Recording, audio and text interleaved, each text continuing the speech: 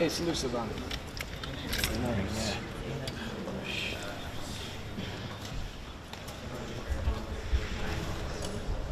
Yes. No, we had just walked in the door and then we were setting up, and then all of a sudden that happened. Yeah. Yes, correct. Yeah. No. It was we were setting up and he was walking the door and we were. Yeah. So. Yeah. He expects fighter jets to come from the sky. That's what he said. Yeah. Cool. All right. Yeah. Okay. Yeah. Only the U.S. Joint Chiefs of Staff, Mark Milley, just other than that, nobody else. Okay. Bye.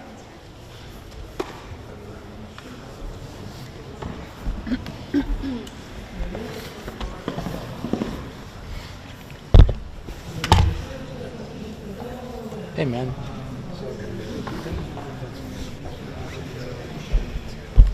He showed us, people asked what he wants. Let me show you. Pulled out a handkerchief with the design of a fighter jet on it. And they asked him, where is he expecting to come from? He goes, from the sky. So, yeah. Okay. No, you said from the sky.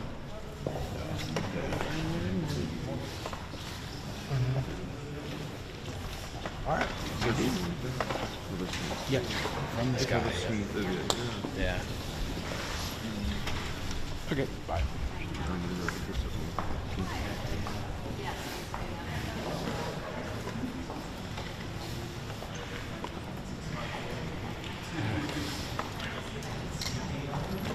I feel settled.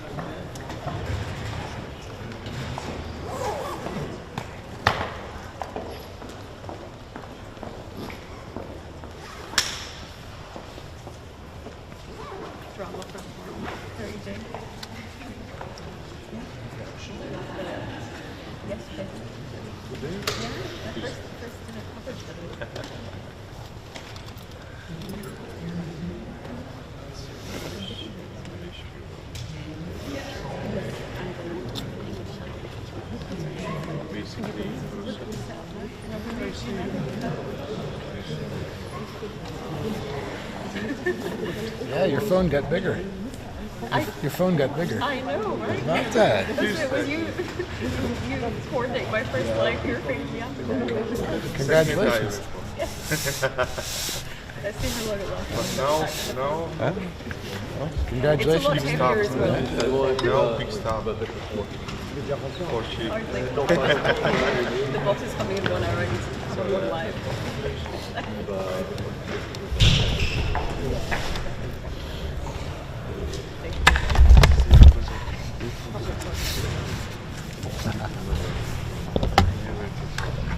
Okay.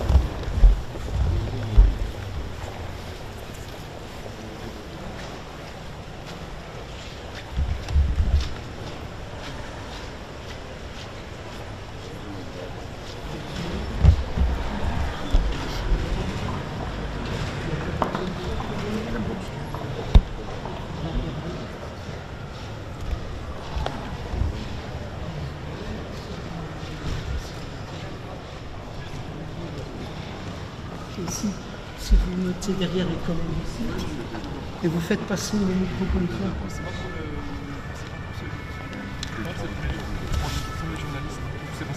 Ah, c'est pour prendre des questions des journalistes. Ah, ok, non, alors on va faire comme ça. Non. Attends, il faut faciliter le travail aussi.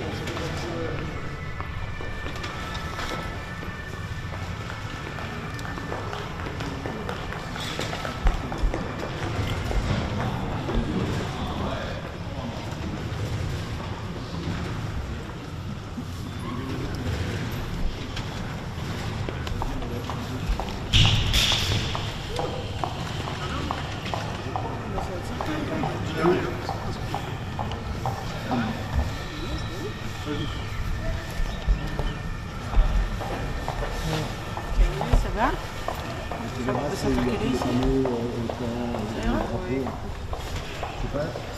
Cool. What?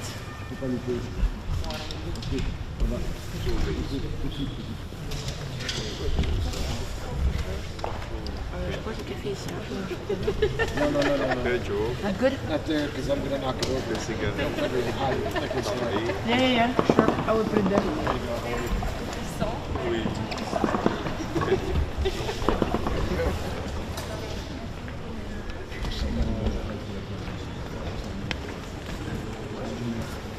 Somebody's arriving.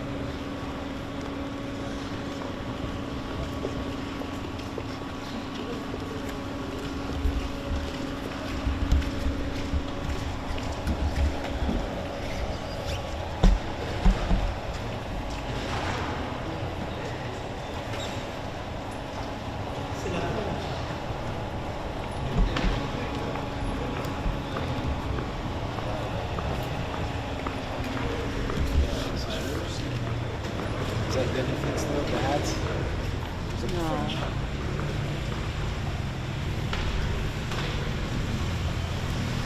It's in French.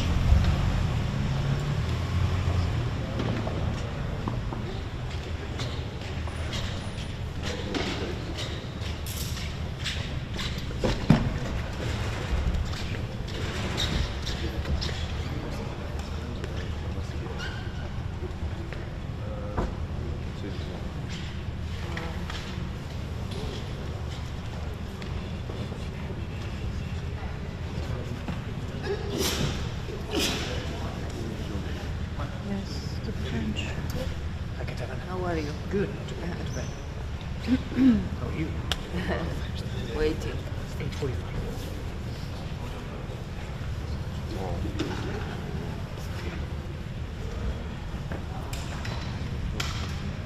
Correct.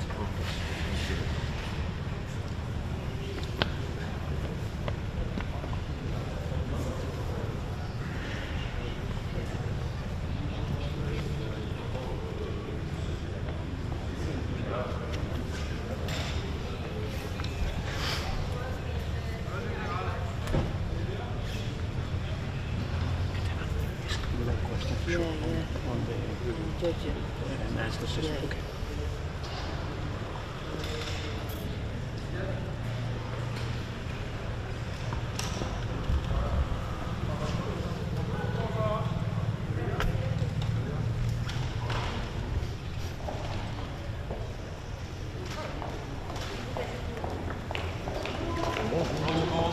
Est-ce que la France est prête à livrer des chars des avions de combat? Bonjour.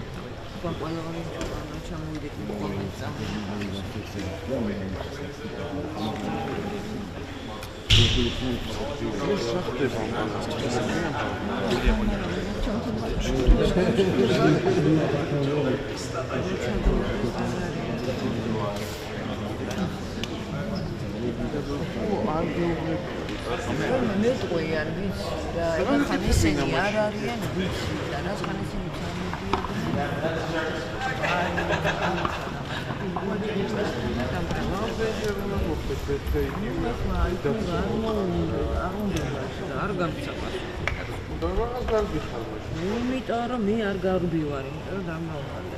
ვინ დაგავალე? მამა ვალებენ. იმ დროს, როდესაც ვეღარ ჩავალ და დამბრალდა მე. არა, ვერ გაუთვალისწინებია და არავინ არ მიდიოდა. ამათ უყურებ ზუსტად, იმიტომ რომ მაგალითად ეს დრო უეთრეკა. მაშინ პირდაპირ მიები მოსწავლეს და სადაც ეგენ წავლენ იქია. გიხოცები გაჩერდა. გაჩერებული ვარ გასკენა.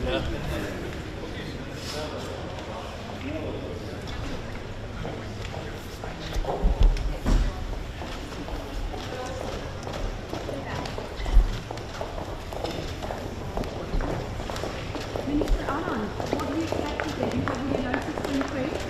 Coming down.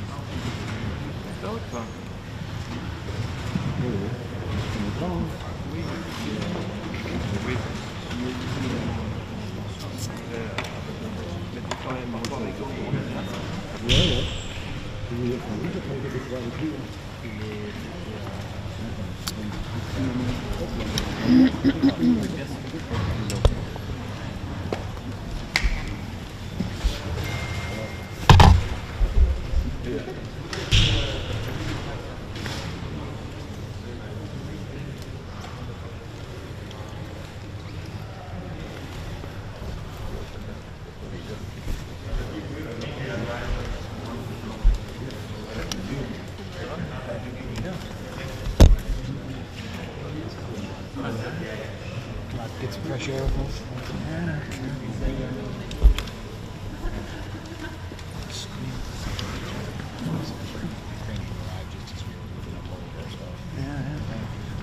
What's he saying about? You said it was like a handkerchief or something. Okay, got it.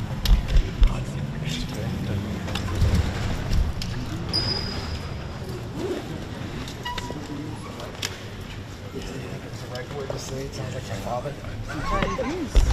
And him John. Not only your father's, man. I see his handkerchief around. Those are two little guys when I get to that. Yeah, why you blow your nose in something and put it back in your pocket? Yeah. I just don't know the right. There's one modern way. Does he pull it out of his thing? Yeah, that's Style. Yeah, there's a word for that. Look at them.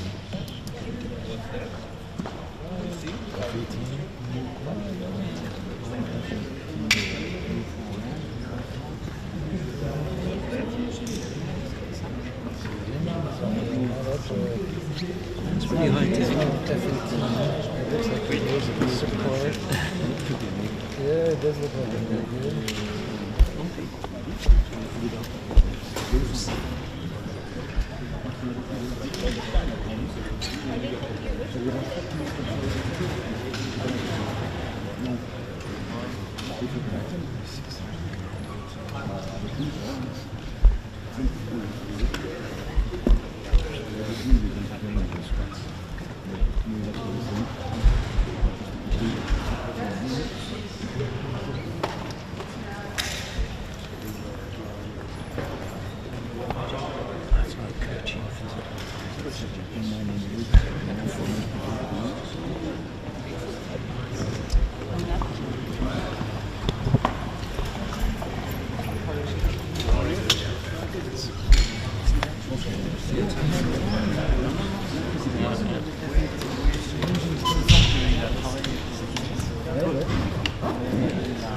Fighter jet. Old.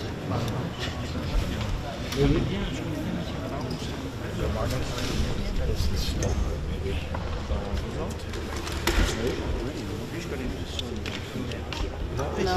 German. Oh, sorry, German. Yeah. Yeah. Prepared to be mobile.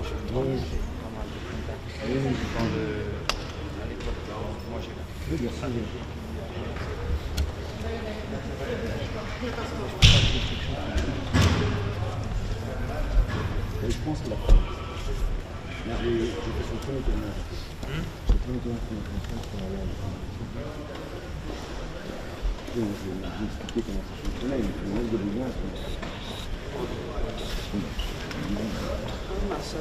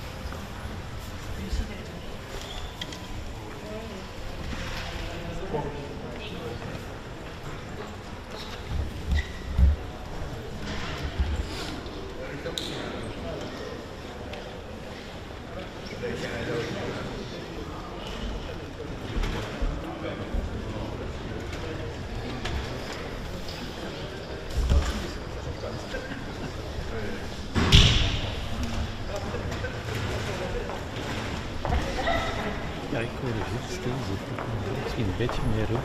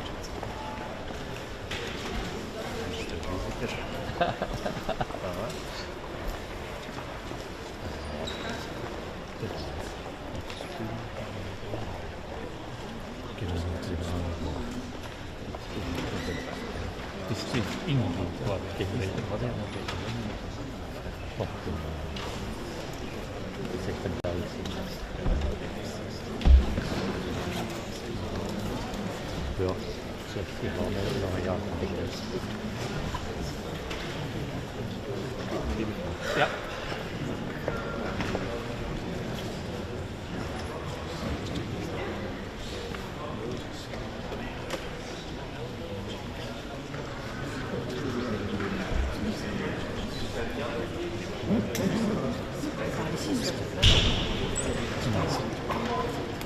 On va être un peu de temps. Bah oui, hein. C'est chiant. Trouver.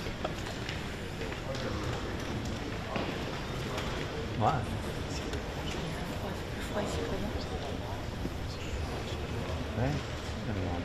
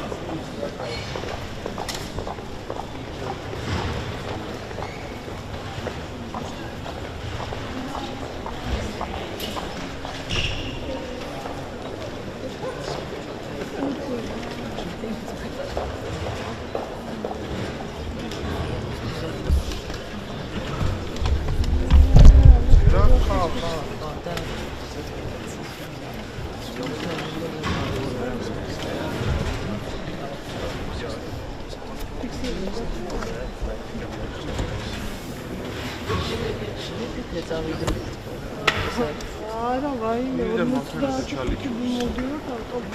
დაიდა. ეს პროფეში იყო. ვაიმე, გადავიდა. 20 ლოკა და სამოვედი და სამოვედი. რა ვიცი. უკრაინა.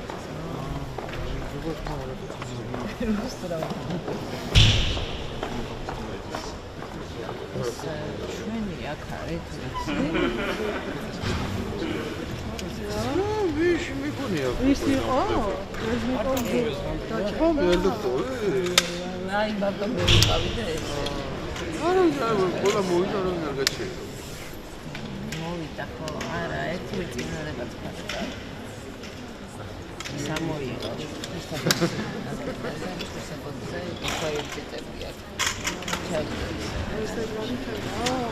არა, ყველაფერი რა.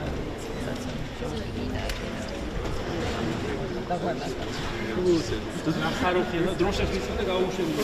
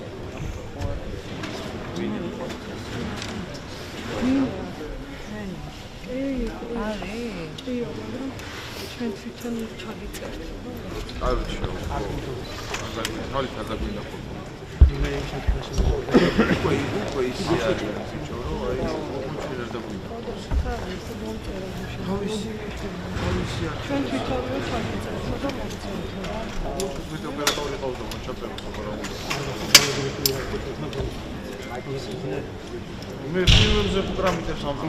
პოკასთან რომ შემიძლია. არა, ის არის რა.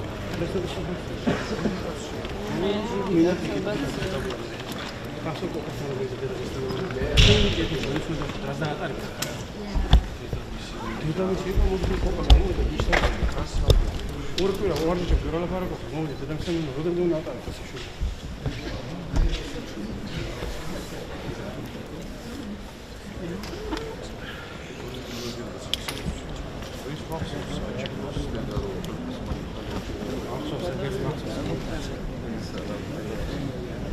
შუშანა კიდე რო იდგა გასასვლელში და აბა დაიხა 27 დილარი რო ხოდა შემდეგში ჩაწერეს მითხარი შენი კაცი აქ არის ხო ვიცი და ის ამერიკელი ჩამოვიდა უკვე და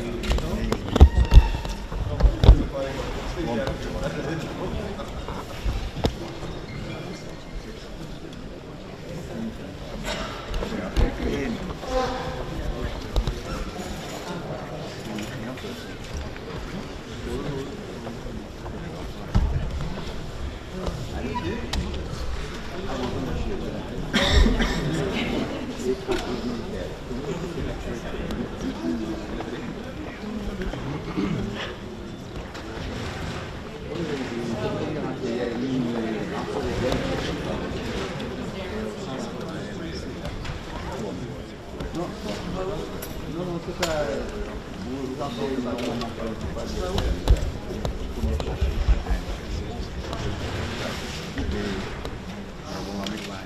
s'il vous plaît, c'est mieux. Oui. Merci.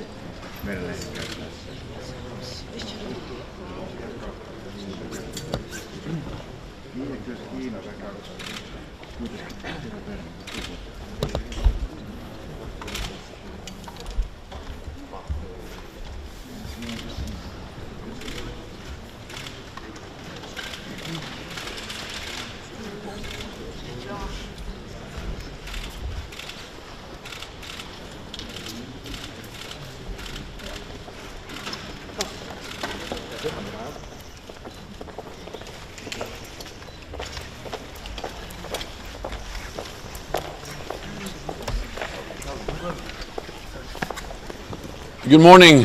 The NATO defense ministers will meet at a critical time for our security. Next week we mark the first year of the terrible war in Ukraine, the full-fledged invasion by Russia against Ukraine. And we see no signs that President Putin is preparing for peace. What we see is the opposite. He is preparing for more war, for new offensives and new attacks. So it makes it just even more important that NATO allies and partners provide more support to Ukraine, and we will meet later on today in the US-led contact group for Ukraine and address the urgent needs for increased support to Ukraine. Not least the need to provide more ammunition and also how to ramp up production and strengthen our defense industry to be able to provide the necessary ammunition to Ukraine and also to replenish our own stocks. We will also, at the defense ministerial meeting, agree new long-term guidelines for our defense planning to further strengthen our deterrence and defense, something which is extremely important in a world which is more competitive and more dangerous, and when there's a full-fledged war going on in Europe. Allies will also start to discuss the new defense investment pledge, how to ensure that we continue to invest more in defense, and also address the protection of critical infrastructure, in particular undersea infrastructure, offshore infrastructure, because we have seen that these undersea cables, pipelines are vulnerable, and it's important that we coordinate more our efforts to protect critical infrastructure. We are all horrified by the terrible toll caused by the earthquakes in Turkey. NATO allies are providing substantial support to Turkey.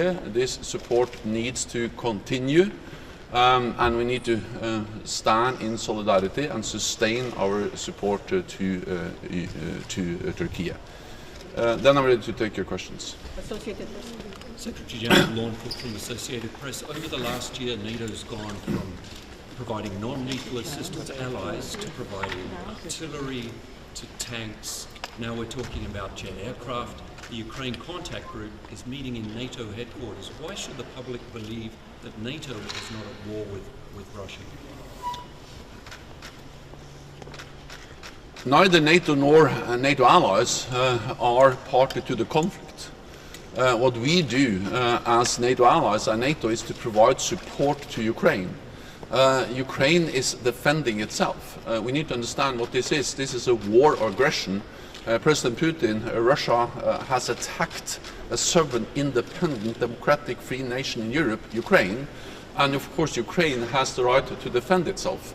The right of self-defense is enshrined in the UN Charter. It's a part of international law, and of course we have the right to help Ukraine uphold their right for self-defense. So NATO and NATO allies are not party to the conflict, but we support Ukraine in the right of self-defense. Then, of course, the type of support we provide to Ukraine has evolved as the war has evolved. In the beginning, it was extremely important to provide light anti-tank weapons like the javelins. Then we saw the need for artillery, and NATO allies provided more and more advanced artillery systems. Then it became obvious that it was an urgent need for also more advanced air defense systems, and NATO allies are now providing Patriots, SAM-T and other advanced air defense systems, NASAMS.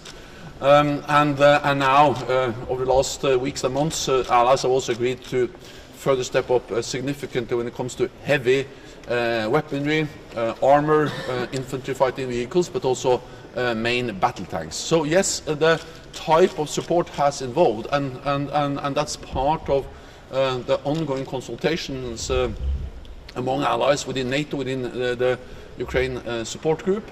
And it will continue, because we need to ensure that Ukraine gets the weapons it needs to be able to retake territory, liberate the lands, and win this war and prevail as a sovereign independent nation. Let me just add 2 more things on the issue of weapons. One is that it is important to discuss systems, what types of platforms we should provide to Ukraine, and it has evolved. But it's also extremely important to ensure that all the systems that are already delivered work as they should. So meaning that, for instance, when it comes to artillery, we need ammunition, we need spare parts, we need maintenance, we need all the logistics to ensure that we are able to sustain these weapon systems. So it's not only about discussing new systems, but ensuring that all the existing systems are working as they should. This has become a grinding war of attrition, and therefore it's also a battle of logistics, and this is a huge effort by allies to actually be able to get in the ammunition, the fuel, the spare parts which are needed. The other thing I would say is that the war didn't start in February last year. The war started in 2014, and since 2014 NATO allies have provided support to Ukraine with training, with equipment, so the Ukrainian armed forces were much stronger in 2022 than they were in 2014, and of course that made a huge difference when President Putin decided to attack Ukraine. We'll take 2 questions over there. ARD. A question on the fighter jets. After the EU Council last week, the Polish Prime Minister Morawiecki said that from his perspective it would need a unanimous decision by NATO whether in principle fighter jets could be delivered. Are you preparing any kind of decision like this? Thank you. As the urgent need now is to deliver what has already been promised, to deliver the armored vehicles, the infantry fighting vehicles, the German Marders, the US Bradleys, and of course also the main battle tanks, the Leopards, and the other battle tanks that have been pledged, and we see that allies are stepping up. We need the training, we need the equipment, we need the ammunition, and that's exactly what allies are now providing, and will be a top issue at the meetings today here at NATO. And also to ensure that we have the ammunition and all the other things we need to all the other systems which are already delivered.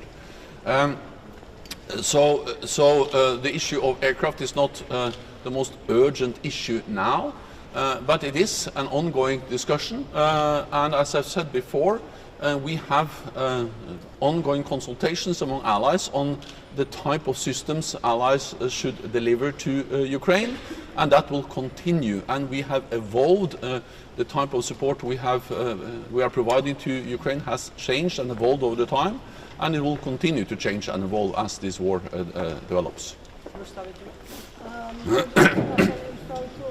Sergei, you yesterday mentioned already that ministers also will discuss how to improve support, practical support to partner countries like Georgia, Moldova, Bosnia-Herzegovina.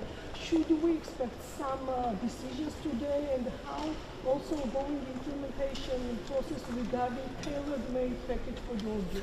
I think that one of the lessons we have learned already from the war in Ukraine is the importance of provide support to partners sooner than later. As it was important to support Ukraine before the invasion, it is also important to support other partners which are vulnerable for Russian interventions. And therefore allies have agreed to step up our partnership, strengthen our partnership with partners like, for instance, Georgia, and we are now working on how to step up support related to cyber crisis management and secure communications. So yes, tailored partnership, tailored support is part of what we do with partners like Georgia. We'll go over here, London media. Yes, Tori Vilhelm, Finland. If Turkey wants to ratify Finland before Sweden, would that be acceptable for NATO, and what would be the consequences? So first of all, I think you need to understand the historic dimension of what NATO allies have already decided. All allies made an historic decision at the NATO summit in July last year to invite Finland and Sweden to become full members of the alliance. Then all allies, all 30 allies, signed the accession protocols of Finland and Sweden, and so far 28 out of 30 allies have already ratified. So this has been the quickest ratification or accession process in NATO's modern history. And as invitees, which is now the status that Finland and Sweden have as invited members, Finland and Sweden are more and more integrating into NATO's military and civilian structures. Finland and Sweden sit at the NATO table, participate in our meetings and in our consultations. So Finland and Sweden are in a very different place now than before they applied. They are in a much better place. They have bilateral security assurances from many allies.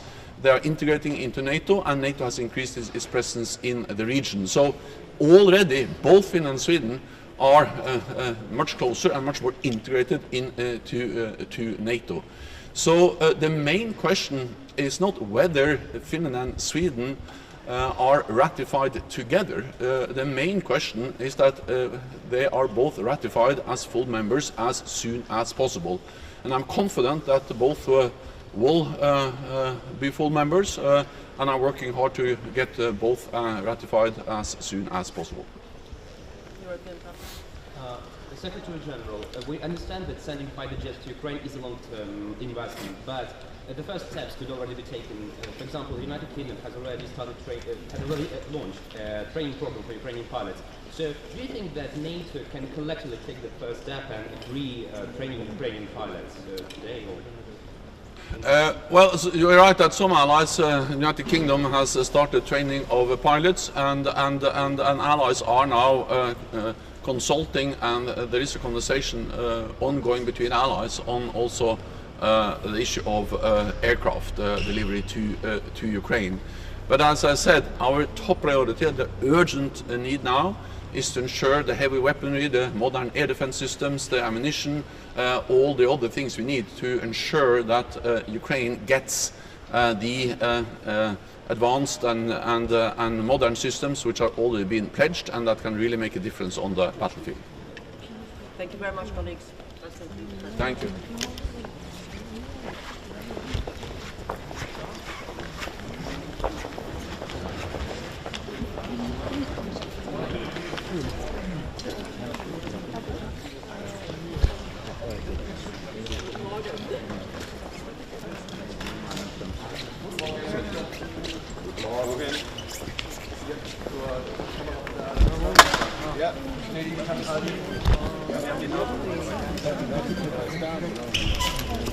Ja, schönen guten Morgen, meine sehr geehrten Damen und Herren. Das zweite Rammstein-Treffen innerhalb kürzester Zeit, innerhalb von 10 Tagen. Wir gehen in das zweite Jahr der offenen Aggression Russlands gegen die Ukraine, ein furchtbarer Krieg mit vielen, vielen Opfern und viel Leid. Ich habe mir selbst ein kurzes Bild machen können, als ich letzte Woche in Kiew war. Ich habe Gespräche geführt, wie Sie wissen, mit Präsident Zelensky, mit meinem Kollegen Alexei Resnikow, und habe mit Soldaten gesprochen, die inzwischen in Deutschland sind und ausgebildet werden am Leopard 2A6 in Munster. Und meine Begegnung dort, die Gespräche, die ich geführt habe, die haben mich in der Tat sehr berührt und bestärkt darin, dass Deutschland an der Seite der Partner weiter alles tun wird, um die Ukraine in diesem Kampf zu unterstützen, kontinuierlich, lageangepasst und zuverlässig, so wie in den vergangenen 12 Monaten auch. Und ich will es noch mal betonen, Deutschland steht in der Europäischen Union an der Spitze der Unterstützer und zwar mit deutlichem Abstand. Darauf sind wir stolz, weil wir glauben, das ist richtig und notwendig, und nach den USA sind wir mit Großbritannien gleich auf. Wir reden gerade wieder viel über Lieferung der verschiedenen Systeme. Ich will noch mal unterstreichen einen Aspekt, der in der öffentlichen Debatte oder zwei geraumer Zeit zu kurz kommen. Und das ist zum einen die jetzt aktuell aufkommende Diskussion um die Frage der Nachlieferung von Munition, ein Thema, das General Milley bereits im Herbst letzten Jahres als die Herausforderung schlechthin für die nächsten 6 Monate beschrieben hat. Das hat zunächst nicht Widerhall gefunden. Alle haben nur in Anführungsstrichen über Panzer gesprochen. Jetzt kriegt dieses Thema Fahrt, und das ist richtig und notwendig und hoffentlich nicht zu spät, denn es geht um Luftverteidigung und die Ersatzlieferung von Munition und Lenkflugkörpern für die Systeme zur Luftverteidigung der ukrainischen Armee. Denn das ist jetzt die große Herausforderung in den nächsten Monaten, um eben den Luftraum nicht an die russische Luftwaffe zu verlieren und die Bombardierungen und Angriffe auf kritische Infrastruktur womöglich noch erschwert hinnehmen zu müssen. Darüber sind wir in Gesprächen mit der Rüstungsindustrie. Das gilt für alle Munitionsarten, das gilt aber vor allen Dingen, wie gesagt, für die Flugabwehr. Und ich kann Ihnen heute Morgen gewissermaßen ganz druckfrisch mitteilen, dass die Verträge unterschrieben sind mit den Herstellern der Munition für den Gepard in Deutschland. Das heißt, wir werden jetzt unverzüglich wieder eigene Produktion aufnehmen bei Rheinmetall für Gepard-Munition. Die wird unverzüglich anlaufen. Ich bin sehr froh darüber, dass das gelungen ist, weil das die Unabhängigkeit und die schnellere Belieferung noch einmal besser sicherstellt. Das ist gerade für die Flugabwehr durch den Gepard in der Ukraine von zentraler Bedeutung, weil so alt wie er ist, er leistet herausragende Dienste, gerade bei der Drohnenabwehr, und wird von den ukrainischen Soldatinnen und Soldaten, mit denen ich dort auch am Gepard habe sprechen können, überaus geschätzt. Und deswegen ist diese Nachricht eine gute für alle Beteiligten. Der zweite Punkt, der in der Debatte kaum stattfindet, der aber von zentraler Bedeutung ist, ist die Ausbildung. Allein Deutschland hat bis heute schon 1200 Soldatinnen und Soldaten der Ukraine speziell ausgebildet an Waffensystemen, ob das Mars ist, ob das Patriot ist, ob das Marder und jetzt Leopard sind, an der Panzerhaubitze, das ist oder Iris-T, das ist von zentraler Bedeutung. Ausbildung, Waffen ohne Ausbildung helfen niemandem. Und genauso gehört dazu die Ausbildung von Feldwebel. Feldwebel sind das Rückgrat jeder Armee, sind im Grunde genommen die Seele der Führungsfähigkeiten einer Armee. Und deswegen ist gerade die Ausbildung von Feldwebeln zu Feldwebeln von zentraler Bedeutung, und auch da sind wir ganz weit vorne. Also Ausbildung und Lieferung müssen Hand in Hand gehen, nur dann erzielt beides auch Wirkung. Wir erleben heute, dass die Offensive der Russen zunehmen. Russland will die Initiative zurückgewinnen im Donbass. Darauf reagieren wir mit unserem Fähigkeitspaket gepanzerte Kräfte. Ich will das nicht in aller Ausführlichkeit ausführen. Es gehört aber weiter dazu, die Luftverteidigung zu stärken, und das Frühlingspaket ist auf dem Weg, genauso wie der Instandsetzungshub in der Slowakei seine Arbeit aufgenommen hat. Ich will noch mal zum Schluss ein Wort zur Türkei sagen. Wir haben inzwischen an die 40.000 Todesopfer, was eine furchtbare, eine geradezu unvorstellbare Zahl ist für eine Naturkatastrophe, wie wir sie dort erleben. Ich habe vergangene Woche telefoniert mit meinem türkischen Amtskollegen Akar und habe meine Bestürzung zum Ausdruck gebracht und vor allen Dingen auch zum Ausdruck gebracht, dass Deutschland hier in jeder Form helfen wird. Ich will es kurz beschreiben. Wir haben inzwischen 14 Flüge mit der A400M durchgeführt, fast 130 Tonnen Hilfsgüter transportiert, und heute und morgen werden weitere 6 Flüge mit dieser Maschine folgen, sodass insgesamt über 180 Tonnen Hilfsgüter von Wunsdorf aus in die Türkei geflogen worden sind. Ich hoffe sehr, dass die Zahl der Opfer jetzt nicht weiter steigt und dass die Hilfsgüter und die internationalen Organisationen hier alles tun können, erfolgreich die Folgen zu lindern. Soweit von mir. Herr Minister, eine Frage ist ja trotzdem die Frage nach Antwort. Auch wenn Sie nicht diskutieren müssen, das wird ja diskutiert werden. Was ist Ihre Antwort an den Ressenkoff, wenn er heute antwortet und sagt, ich bringe mit der Kampfmittel? Ich teile Ihre Auffassung nicht, dass diese Frage hier heute im Mittelpunkt stehen wird. Ressenkoff wird sie ansprechen. Zelensky hat sie letzte Woche in meinem Gespräch nicht angesprochen. Ich glaube, dass alle verstanden haben, dass die Frage der Luftverteidigung und die Frage der Munitionsnachbeschaffung viel wichtiger sind im Augenblick als die Diskussion über Kampfjets bei denen alle wissen, dass die Ausbildung allein zum Fliegen schon mehrere Monate dauert, geschweige denn die Vermittlung der Fähigkeiten, die es braucht, um die Waffensysteme dann auch zum Einsatz zu bringen. Also wir sollten uns auf das fokussieren, was jetzt im Mittelpunkt steht, gerade im Angesichts einer offenbar stattfindenden russischen Offensive. Herr Minister, wenn Deutschland selber nicht viele Kampfpanzer momentan zusammen haben in der Kampfpanzerkoalition? Wir sind bei 14 Panzern Leopard 2 A6 aus Deutschland. Ich habe meine Gespräche mit der portugiesischen Kollegin haben jetzt dazu geführt, dass Portugal ebenfalls 3 A6, für eine kleine NATO-Nation wie Portugal ist das ein angemessener Beitrag, 3 Panzer A6 aus Portugal. Weitere A6 sind im Augenblick nicht im Gespräch und bei den A4ern ist ja der polnische Kollege vor allen Dingen unterwegs und den aktuellen Stand müssten wir ihn dann fragen. Ja, auch da sieht es nicht ganz so berauschend aus, um es vorsichtig zu formulieren, insbesondere auch wohl möglicherweise was den Zustand und die Einsatzfähigkeit der Panzer angeht. Wichtig ist auch da übrigens, geht es nicht nur um die Lieferung oder die Frage, wie viele Panzer welchen Typs werden geliefert, sondern auch, wie wird sichergestellt, dass Munition und Ersatzteile da sind. Das kann nicht die Bundesrepublik Deutschland sicherstellen, das können nur die Rüstungskonzerne. Ihre Vorgängerin hatte der Ukraine 2 weitere IRIS-T-Systeme in Aussicht gestellt. Wann werden diese voraussichtlich? Meines Wissens im Laufe der nächsten Monate, das hängt aber auch von den Lieferfähigkeiten der Rüstungsindustrie ab.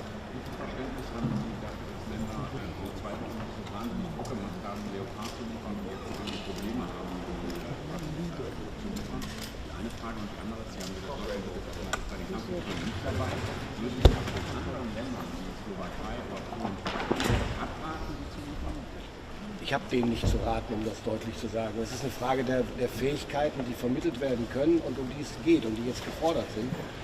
Wer immer was liefert, muss das mit der Ukraine abstimmen und muss vor allen Dingen auch sicherstellen, dass es den gewünschten Nutzen hat und nicht nur, wie soll ich sagen, eine optische Wirkung erzielt.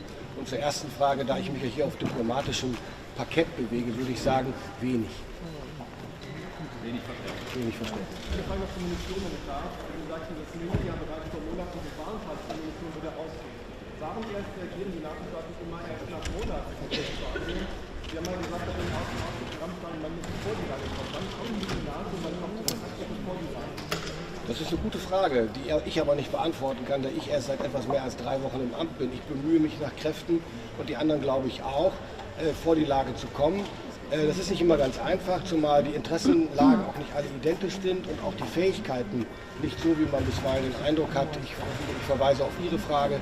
Von daher würde ich sagen, wir tun alles. Und ja, ich hätte mir gewünscht, dass das früher passiert wäre, weil das die eigentlich zentralen Fragen sind. Aber die Öffentlichkeit diskutiert im Zweifel eben auch lieber über Panzer und über die Frage, wie viele Stückzahlen haben wir denn und was macht das denn und Kampfflugzeuge, ist alles leichter zu verstehen und auch besser aufzunehmen als die langweilige Frage nach Munitionsstückzahlen. Nochmal zu den Munitionsstückzahlen. Sehen Sie in den nächsten Wochen, also wenn Sie selber sagen, darüber sind die Experten sich nicht ganz einig, aber wir reden nicht über Wochen, sondern eher über Monate. Aber das bewegt sich irgendwo dazwischen. Und deswegen ist jetzt entscheidend, dass wir Fahrt aufnehmen. Unsere Unterzeichnung des Vertrages zur Gepard-Munition ist ein erster wichtiger Schritt. Die Rüstungsindustrie kann ich nur herzlich bitten, schnellstmöglich jetzt alle Kapazitäten maximal hochzufahren, denn das werden die entscheidenden Fragen für die nächsten Wochen und Monate sein. Eine Frage noch, können Sie ein bisschen, wenn Sie es können, uns überblicken, was erwarten Sie, was insgesamt dazu? Da würde ich jetzt getreu dem Prinzip, dass das Erwartungsmanagement auch stimmen muss, mich eher zurückhalten. Das heißt nicht, dass ich wenig erwarte, aber ich kann es einfach nicht antizipieren. Ich bin gespannt auf die Gespräche und bin zuversichtlich, dass wir einiges auf die Reihe kriegen, sowohl für die Ukraine als auch für unser Thema der Deterrence and Defense für die nächsten Jahre der NATO, denn das darf bei all dem nicht ins Hintertreffen geraten. Wir haben eine Verantwortung angesichts der neuen Lage, beides miteinander in Einklang zu bringen. Die optimale Unterstützung der Ukraine einerseits und die Verteidigungsbündnis- und Landesverteidigungsfähigkeit der NATO andererseits. Dass die Gepard-Munition jetzt selber produzieren, hat das damit zu tun, dass die Schweiz nach wie vor nicht bereit ist, dass die Munition auf der Schweiz über Deutschland auf die Ukraine geliefert wird?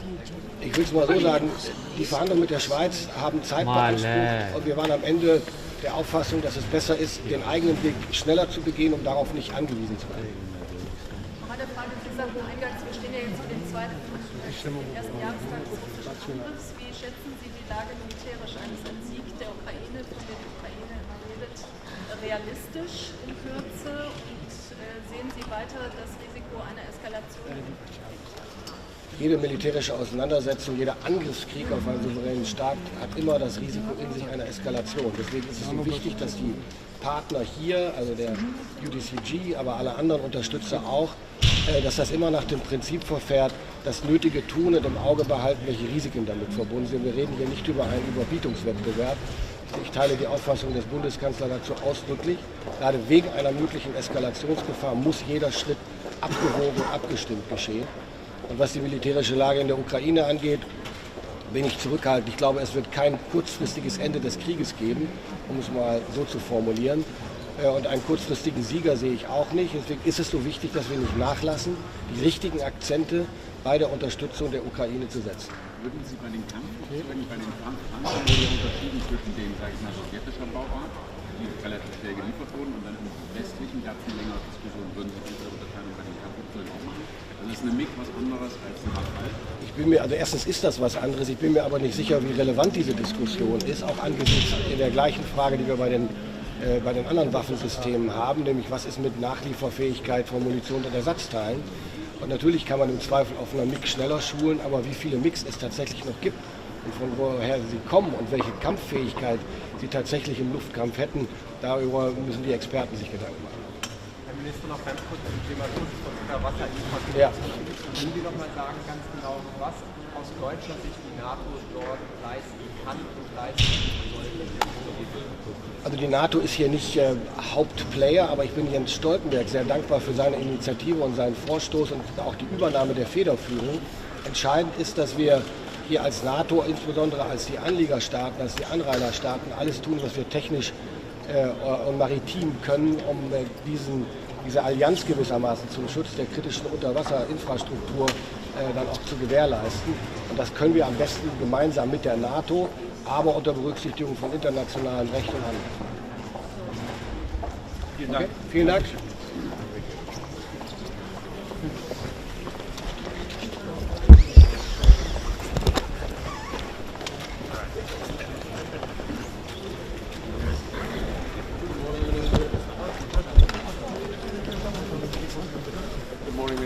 Good morning. Is Finland ready to send Leopard 2 tanks to Ukraine? Yeah, thank you for the question. First of all, it's a pleasure to be here. This is second time for Finland and Sweden as well to be as an invitee member in this NATO Defense Minister meeting. And today we are discussing also about how to support Ukraine. We have this Ukraine Defense Contact Group meeting, and Finland is of course participating in that meeting with 40 other ministers. And yes, we are also participating in that cooperation what becomes to the Leopard tanks. But we are the frontline state. Finland is the frontline state, so the amount of the tanks cannot be that many. Do you have a more concrete number? How many could you imagine to send? Yeah, unfortunately, it's a security issue for Finland as well. So we don't tell in public how many and what kind of support we will have in that cooperation and that coalition. But there are many ways to be in. There is training, there is spare parts, and logistics, and so on. But Finland is part of that. And when is the Leopard 2 coalition ready, actually? Because we have discussions now since 2 weeks ongoing, and so far not much has happened. This is what we are discussing in these 2 days as well. So maybe we are smarter after these 2 days. Would you say that speed is of essence right now? Excuse me. Would you say that it's important that speed is crucial right now? Speed up when it comes to the delivery of tanks and other more advanced weapons? It's important to support Ukraine in the most effective way, and from the Finnish perspective, I have to say that we have supported. We have been giving 12 packages already, and the amount of those packages is almost 600 million euros, and for the size of Finland, it's more than 107 euros per capita. So we have been supporting Ukraine, and we will continue, and we need to continue that as well. And now we are preparing our 13th package in Finland. Ministeri Savola, jos saatiin kysymyksen suomeksi. Kyllä. Tuossa Naton pääsihteeri Stoltenberg totesi, että ei ole tärkeää, että Suomi ja Ruotsi menevät yhdessä NATOon, vaan on tärkeää, että molemmista maista tulee Naton jäsen. Tarkoittaako tämä nyt väliaikaista NATO-jäsenyyttä Suomelle ja Ruotsille?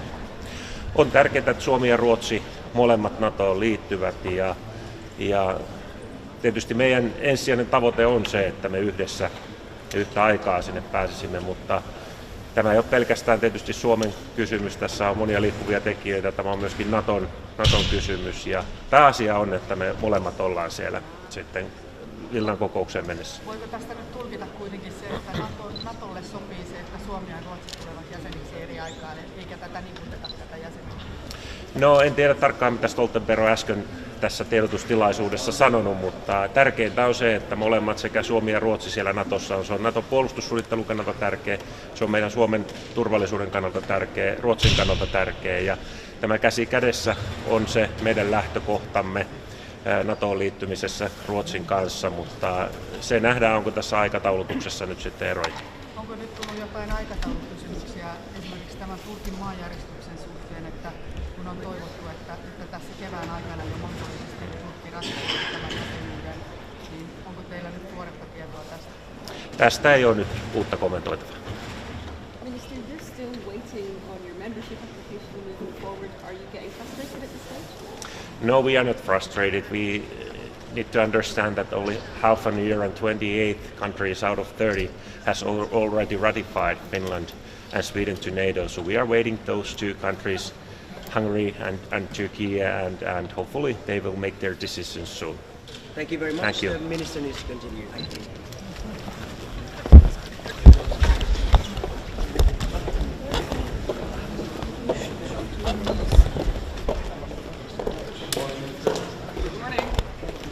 Minister Ollongren. Morning. So we are gathered here again as the UCG, the Ramstein Group, to speak about our support to Ukraine. I think you see that the fighting is intensifying, and that means that our support for Ukraine also has to intensify. And we feel that time is now of the essence. And therefore it's a very good thing that we're now again coordinating our efforts. You know that the Netherlands has already committed more than 1 billion euros in military aid to Ukraine. We've made a budget reservation for this year for 2.5 billion. So we are thinking ahead, we are planning ahead. It is about, of course, about weapons, but it's also about spare parts. It's about ammunition. It's about training, very important. The training that we do together with our partners. And everything to make sure that Ukraine can continue to resist the Russian aggression. Because the atrocities are going on, the air attacks are going on, and we know at the fronts that the capacity building of the Russians has now turned into an intensified fight. So vital important to speed up our efforts. Apparently the Netherlands have received a request to send 16 fighter jets to Ukraine. Has there been already progress made on this request? Will the Netherlands send them to Ukraine? Well, we have very intense contacts with the Ukrainian armed forces. I talked to my colleague Alexei Resnikov this morning, and we always take the request from Ukraine very seriously. And it is true that they have also requested F-16s, and it is also something that we take very seriously. Of course, this is a complex weapon system. And we have to debate this with our partners, also with the United States, and we have to think about feasibility, and it is something that will take time. And it is best done behind closed doors to see what is possible, what is not possible, what the consequences would be, how you could start such an operation. So that is where we are at this stage. And Ukraine is very aware of the fact that this is something that will take time. And in this way you cannot compare it to, for instance, the main battle tanks that are now being delivered to Ukraine for the fight in the coming months. Minister, questions about Moroccan tanks. I know that Netherlands was participating in financing the package of 20 of renovation of 20 Moroccan T-72 tanks. Do you think there is a chance to transfer another packages of Moroccan tanks to Ukraine? Well, I don't want to talk about the origins of these tanks, but we have, together with the Czech Republic and the United States, provided T-72s who are being refurbished in the Czech Republic. The second thing is that we now, with Denmark and Germany, are paying for the Leopard 1s. So they are also acquired from industry, being refurbished and being made available for Ukraine as soon as possible, where we know that at least 100 of these Leo 1s can be delivered to Ukraine, and maybe more. We're still working on that. And then, of course, aside from that, there is the tank coalition for the main battle tanks, the more modern ones like the Challenger, the Leo 2, and the Abrams. And there we have very intense cooperation, also because it's not only about the main battle tanks, it's also about the training, the ammunition, and everything you have to arrange around that. But are you ready to buy the Euro tanks that you're leased today and send them to Ukraine, which was suggested by Rutte at some point? No, I think to be perfectly clear on that, so the Netherlands is in this tank coalition, but we don't have tanks, we don't own tanks, but we have a very integrated cooperation with Germany, and in that cooperation we use German tanks, and we are very happy that Germany has decided to provide German tanks, Leo 2s, to Ukraine, and we support every decision that Germany takes on this issue, but it's up to Germany to decide which tanks they will use to send to Ukraine. Minister, Ukraine says that fighter jets, if they will be sent, they could change the course of the war, and they are really important for them. Do you share this assessment? Well, I think we share the assessment that this war could take a long time. And in that time, the Ukraine armed forces have to transition, because they were using a lot of Russian capabilities, like the tanks, but also the MiGs. And they have to transition to European, American, and other capabilities. And in that transition, I completely understand that they also want to transition in their air defense and also with the fighter jets. I think that has to be part of the consideration that we're going through now. And the Dutch, how is the Dutch perspective on an escalation could then deliver fighter jets? I think that every escalation that we see in this war is escalation by the Russians. They started the war, they started the mobilization, they started the air attacks of the whole country, and they are intensifying the fighting at the fronts as we speak. That is the escalation that I see. What we are doing is supporting Ukraine for whatever they need really to defend themselves against this aggression. And we have done that in different phases as the war has developed. We have also developed the assistance provided. In everything, from the training to very heavy fighting capabilities like main battle tanks, but also earlier the Panzerhowitzers, for instance, that the Netherlands provided together with Germany. So I think in itself a weapon system does not mean escalation, it means a response to an escalation from the other side. There was a lot of pressure on Germany to deliver the Leopard tanks, especially in Poland, for instance, but now Germany is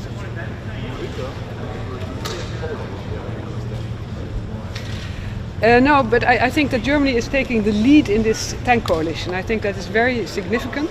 I think Boris Pistorius is convening this group quite often to make sure that all countries that can contribute also actually contribute. And we are all very aware of the fact that Ukraine needs those tanks as soon as possible. Therefore, I'm also glad that the training has actually started. And that we have this group of countries where everybody is trying to add something to make sure that Ukraine gets as much as possible, as many tanks as possible, and as many spare parts and ammunition as possible.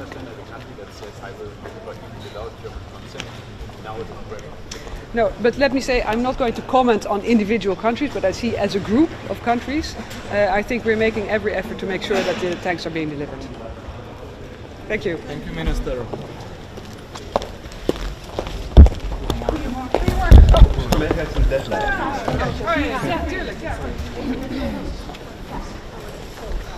Good morning.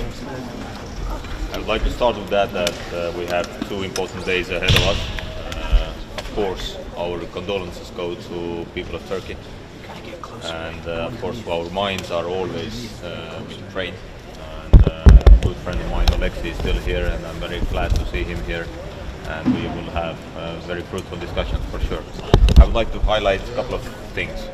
First, of course, our goal has to be that we will increase our defense spending. Estonia will do a lot, so we will have our defense expenditure this year to 2.8%, even a bit more. Next year, 3.2%. So definitely, we would like to see that all the other NATO member states will also increase their defense spending. Secondly, regarding the European Union, as we have also today the meeting with European Union representatives, then we would like to see that we will go to the joint acquisition of ammunition. We would like to see that we will buy together in European Union at least 1 million rounds for Ukraine. This is very important to keep them healthy and then keep them up with fighting. And third topic I would like to raise is that we try to help Ukraine with approximately 100 billion this year altogether. This should be our aim, because at the moment it's less. But when we take Estonia's share, then this is only 1/5 from our GDP, because Estonia has helped approximately 400 millions, which is 1.1% of our GDP. When we take all the Ukraine contact group countries, European Union, United States, UK, Australia, Canada, all the others, then our common GDP is approximately 50 trillions, maybe even more. And when we take 1% of that, this could be 500 billions. So we are talking about even 1/5 of that what Estonia has already done. So we try to push all the other countries to increase also our help to Ukraine, to increase it to at least 100 billion this year. So when you have a couple of questions, I'm ready to. Why do you believe that fighter jets are necessary for Ukraine?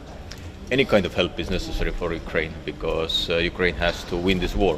So we had many questions. Should we send tanks? Now this decision is made. So we had, prior to that, many questions how many ammunition we could send. So always there has been a question before and then the answer after that. So, and we know that Ukraine needs any kind of help, and that means also the jet fighters. Are you seeing any risk that those fighter jets will be used to attack Russian tanks? No, I don't see that, because my good colleague Alexei has said many times that they will not go to Russian territory. I'm disappointed that it's now like basically 2 weeks that there has been formed this coalition of Leopard 2 tanks, and so far there haven't been any deliveries, no firm commitments by NATO allies except Germany. Any equipment, any asset you will give to Ukraine, what they have not used before, there has to be a training. So this is why we need to also build up very quickly the training missions, and of course this is extremely important. You cannot send just tanks without any training, and as we see, Poland already started the training. Minister, what do you think about practical support to partner countries such as Georgia, Moldova, Bosnia and these times? At the moment our focus should be in Ukraine, because Ukraine war will define how the security infrastructure, security environment here in Europe will look alike. That means also, of course, we see some concerning news coming from Moldova. Of course, this is very disturbing what we are hearing at the moment, so we need to clarify and collect some more information about that. But of course, all the partner states, they have to be also sure that if there is any need to help them, there is a help for them. But at the moment, as I said, there has to be a focus on Ukraine. Minister, a few ministers before you were talking right here, they said that the fighter jets to Ukraine are necessary, but not right now, in the future, in the long term. So what do you think is the long term? What do you think would be the acceptable term for the fighter jets to get to Ukraine and to be sent? Well, I believe that sooner we can send additional help to Ukraine helps Ukraine sooner. So this is very simple, and obviously we see that is it already started or is it still a slow start from the Russian side? But they are preparing for the large-scale attack. So which means that Ukrainians have to be ready for that and have to be ready also to make counterattacks. So simple it is. As much as we can help Ukraine, we have to do it. Thank you very much.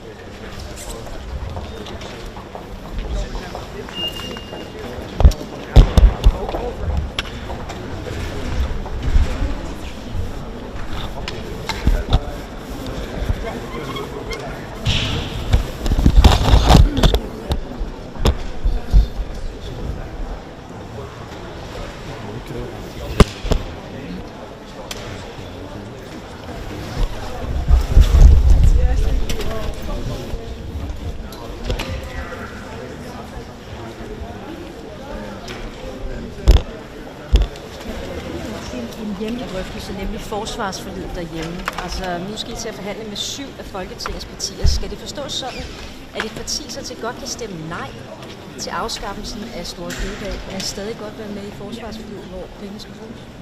Ja, det skal forstås på den måde, at vi nu lægger op til en drøftelse med Folketingets partier her senere på foråret. Og der siger vi så, at vi har vores budskab til finansiering, og det er jo Store Bededag, der udgør en væsentlig del af den finansiering. Men vi lytter jo også til, hvad de øvrige partier bringer med til bordet, og så må vi se på, om enderne kan mødes.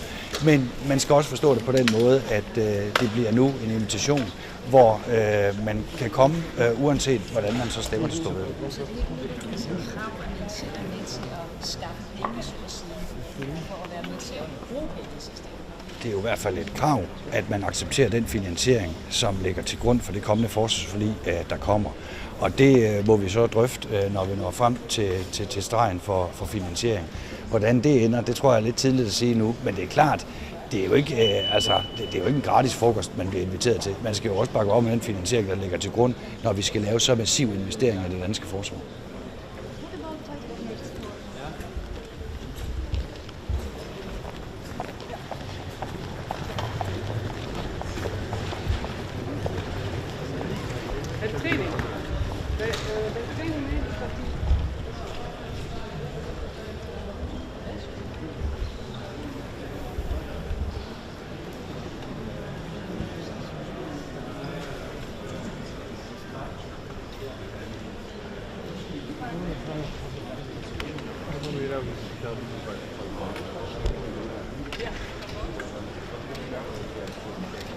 Daar kunnen wij inderdaad concreet iets betekenen. Ik kan er niet details van.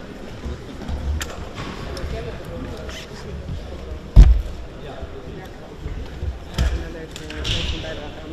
Dat is denk ik heel wezenlijk. Nu ze inderdaad ook vorige week in Brussel en ook hier vandaag hebben aangegeven dat het cruciaal is.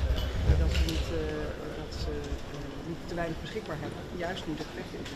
Ik zou het toch een beetje proberen te leiden, niet in aantallen, maar om concreet te worden.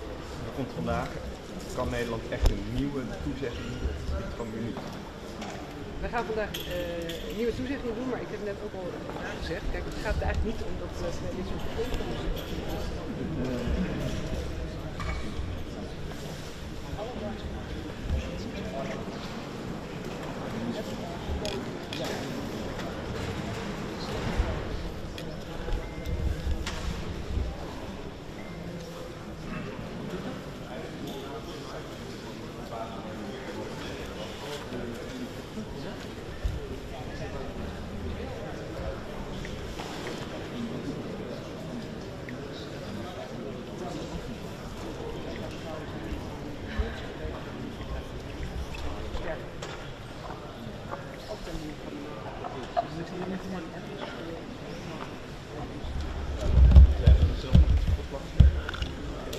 Het bijzondere aan dit traject is dat we naarmate de oorlog zich ontwikkelt en naarmate wij dus ook bijna een jaar ervaring de coördinatie doen. Ja, dat kun je niet zeggen dat de organisatie worden bedacht. Gewoon in het algemeen en namelijk soms kan je best denken, nou dit is misschien heel goed als misschien bij nu ook kan misschien iemand en dan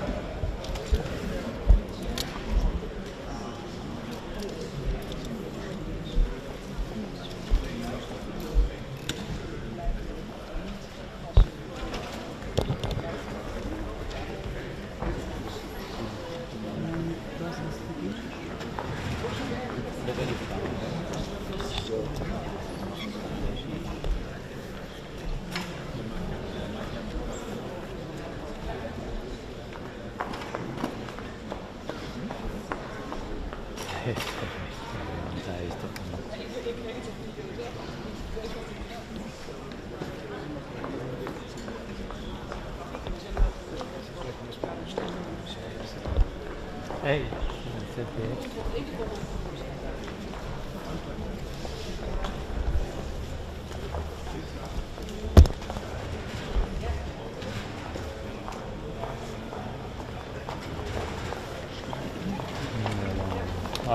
ja, misschien dat is maar zien komen.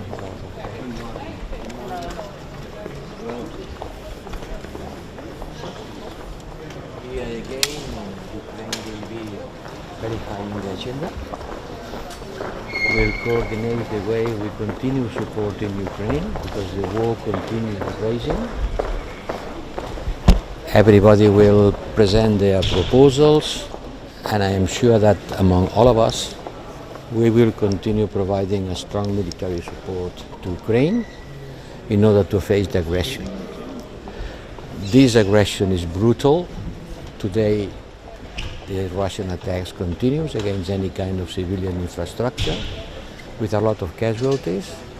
So unhappily, there is not sign that Russia wants to stop the war.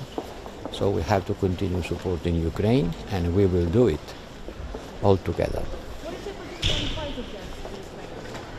Let's see.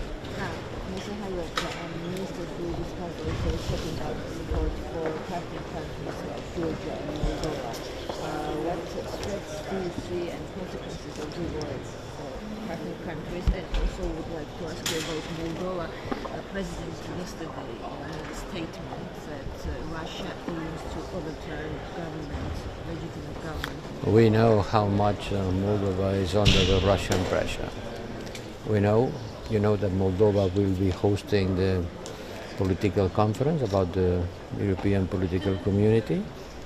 This will be a good occasion for everybody to show support to Moldova to face the Russian pressure, which is every day stronger. And just about Georgia and the situation in the Caucasus, the nation will also discuss about it today. High Representative, Estonia's defense minister has called for joint procurement of ammunition at European Union level. What's your comment on that? Well, with the European Peace Facility, we are providing funding for the member states to buy. In the past, the European Peace Facility already did procurements to provide non-lethal arms for countries with whom we have a partnership. I think that the European Peace Facility could perfectly mobilize its resources in a more common way. Now we work country by country. I don't see any inconvenience with the European Peace Facility, which is an intergovernmental fund. It's not European Union budget. You cannot buy lethal arms with European Union budget. That's clear. But the European Peace Facility is an intergovernmental fund, and this can be used on the way we consider more appropriate. I will present proposals to the Foreign Affairs Ministers on Monday. We'll have to wait till Monday. Thank you.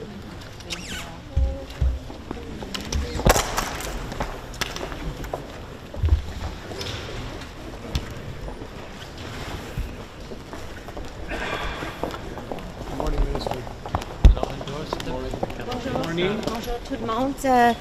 Je suis très contente d'être ici encore une fois pour discuter la situation en Ukraine et l'aide militaire pour l'Ukraine. Le Canada a déjà livré plus de $1 milliard en aide militaire pour l'Ukraine et plus de $5 milliards pour aide économique, humanitaire et militaire pour l'Ukraine. C'est un temps très important et nous sommes ici pour l'Ukraine dans le court et le long terme. I'm so happy to be back here at NATO to discuss the very important situation of military aid for Ukraine. We have already, as a country, announced 4 tanks to be sent to Poland, and that has already occurred. Those tanks are in Poland, and we are now training Ukrainian soldiers on the use of those tanks. So I am very pleased to say that in a very short amount of time since we made the announcement of 4 tanks to go to Ukraine, despite the geographical distance that Canada has from Ukraine, we have sent those tanks. They are on the ground, and we have 25 Canadian Armed Forces members in Poland training Ukrainian Armed Forces members on the use of the Leopard 2A4 tanks. In terms of the objects that have been shot down in North America, we are continuing to search for the debris in central Yukon. We have deployed a number of aircraft to assist in that recovery effort. I want to indicate that the terrain is extremely rugged, it is extremely remote. The temperature is approximately minus 25 degrees Celsius there, and there's heavy snow. So the recovery effort is difficult, but as I said, we have a number of aircraft on the ground, in the air, and people on the ground. We have RCMP, we have FBI assistance, and we have obviously Canadian Armed Forces members that are assisting with this effort. Donc je pourrais recevoir vos questions aussi. Minister, it's for months now that ministers and also generals say that Ukraine is running out of ammunition, and now it seems that the Ukraine Defense Contract Group is going to answer to that. Why always this late reaction to something that is actually foreseeable for quite a long time? I don't characterize this as a late reaction. I actually think that the members of the Defense Contract Group have been very forthcoming with aid over the past year. This is our 9th meeting or so. We are continually here to discuss what additional aid we can provide, including in the area of munitions. But let's just take a look from a Canadian perspective, for example, what has been put on the table. We have had anti-tank weapon system, we have had M777s, munition for the M777s, a NASAMS defense system, 200 vehicles, 39 additional armored vehicles from GDLS in Canada, over 50 cameras for drones. This is just the country of Canada. If you think about the membership in the Defense Contract Group being over 50 countries and the continual aid that is being put on the table, we will continue to step up in any way we can. And I will say that the process of the Defense Contract Group, and we are about to engage in that process right now, is for all of the members to sit around the table and to identify areas of need for Ukraine. We hear directly from Minister Resnikov, of course, and then we try to step up with the aid that we each have.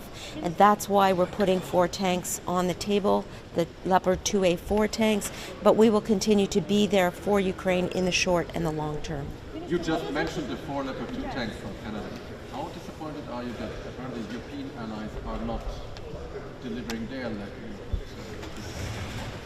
Well, it is important from a Canadian perspective to continually put on the table any aid we possibly have. And we wanted to be amongst the first countries. So as soon as Germany released the permission for us to send the tanks, we were right out the door to do that.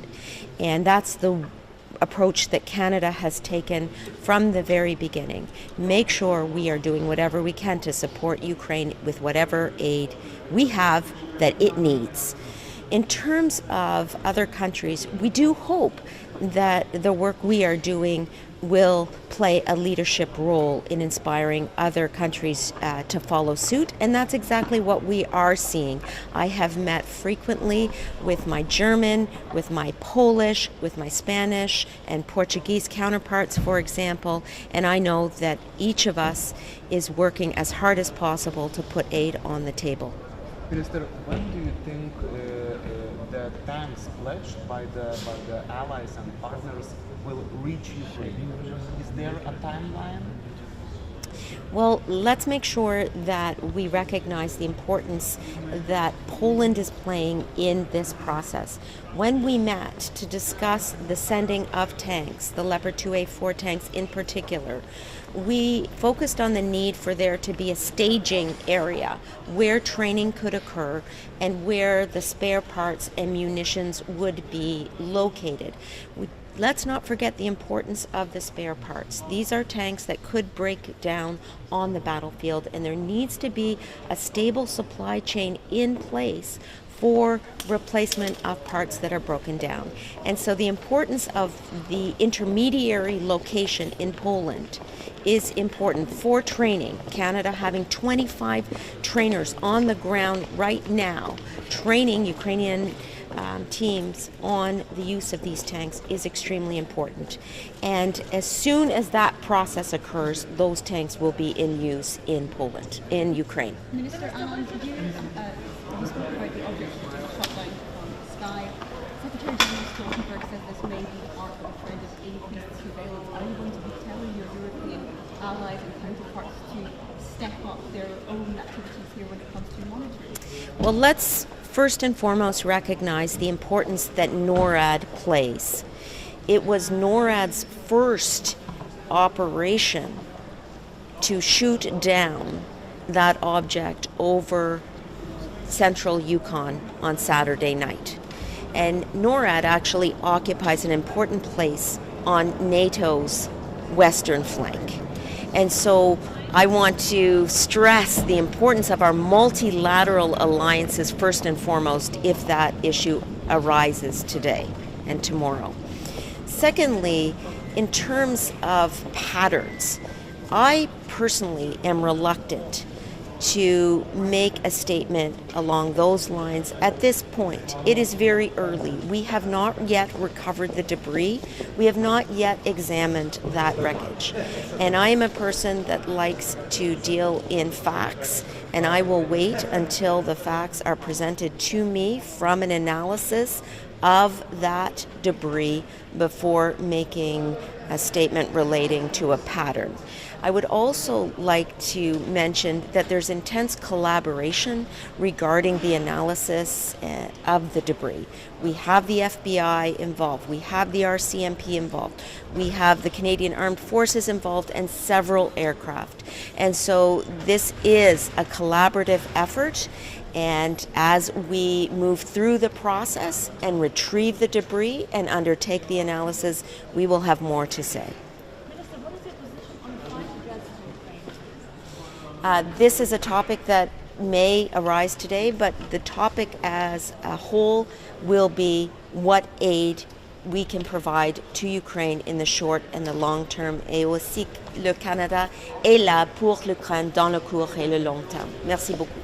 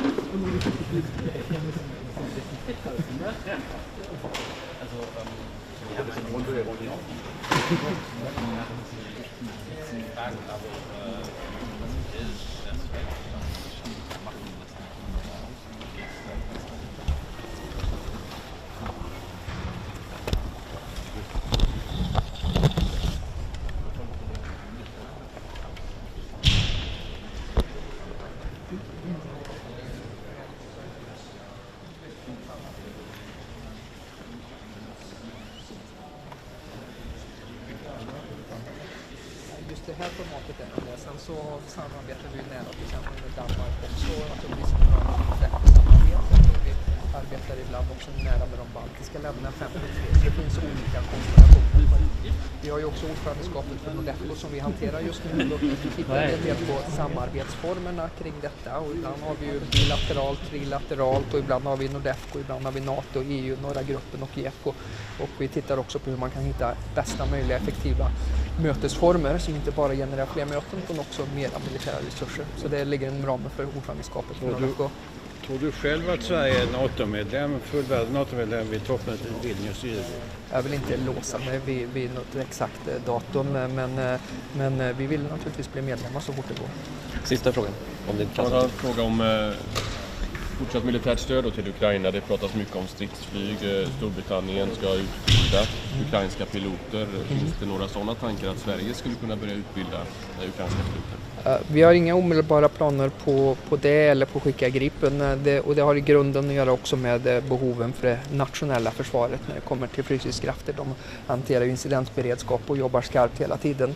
Jag kan konstatera att Ryssland på markstridssidan nu är kraftfullt försvagat. Och det är någonting vi väger in, men luftstridskrafterna och marinstridskrafterna i närmast är intakta. Så vi har inga omedelbara planer på detta. Minister, may I ask you, What is your position on fighter? if all the coalition will decide to send fighter jets to Ukraine in the future, should Sweden join it and send also Gripens? And also, can you evaluate previous support of Sweden to Ukraine?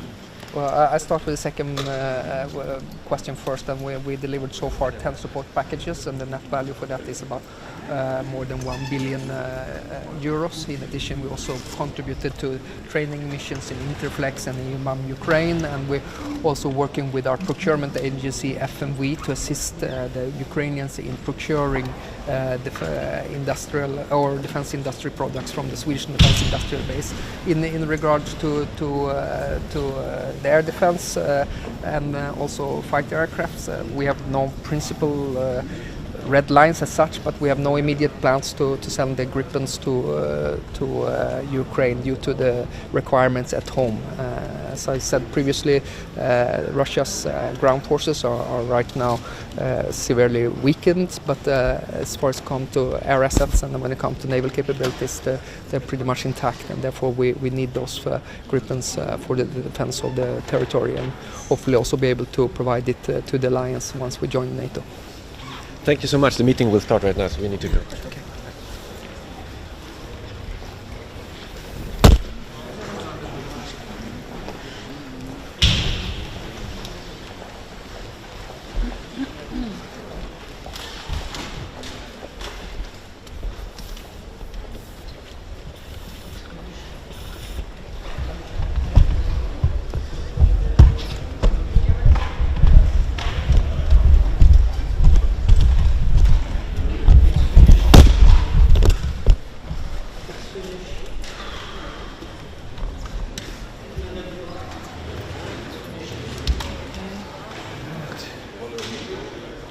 Someone know that arrivals for this meeting should be finished.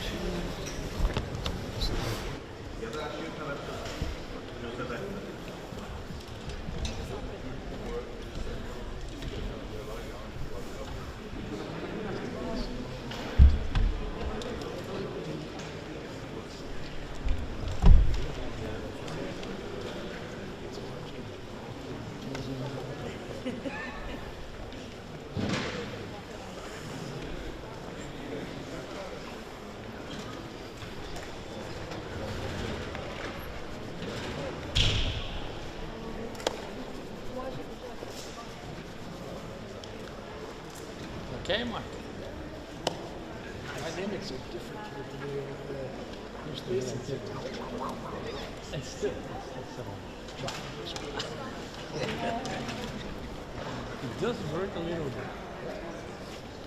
Yeah, we can have it once again, does it? Doorstep. Man. I'm not sure the light is going to change the lyrics of the originals.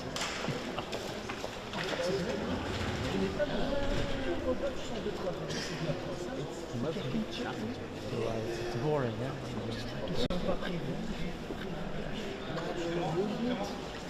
Focusing, Irish sound. Only the best can come out. Only the best. Yeah.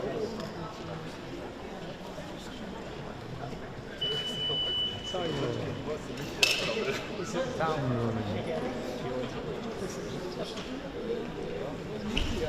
no. Stiff arm. Ja, we gaan op GV-les studeren.